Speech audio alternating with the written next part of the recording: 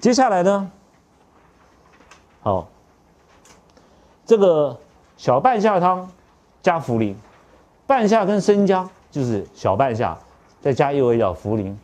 这个药是什么时候用？就是用这个用在这个症状，平常都好好的、突然之间就呕吐的很严重，好，熏下痞，就胃里面胃脘很不舒服，好，那这个是为什么？因为隔间有水，这种隔间有水旋剂呢，都是水喝太快，好，因为这种是偶发一次，你一去就好了，不是平常就有的。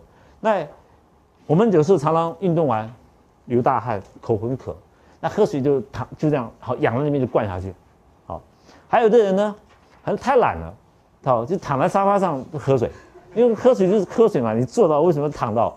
有的人就躺到，这个水隔到，好，吐出来了，吐出来已经隔到了，那怎么办呢？好，那就要用好小半夏加茯苓把这个水排掉。所以不单单是读书好，平常喝水要姿势要坐正，好，要不要躺着喝，好。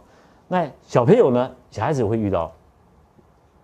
你发现这个小朋友奇怪，怎么老是吐奶啊？以前都不吐，现在吐奶了。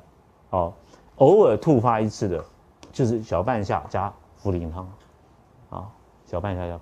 如果是常常每天在吐的，好，那就这个药不够了，你要用五苓散。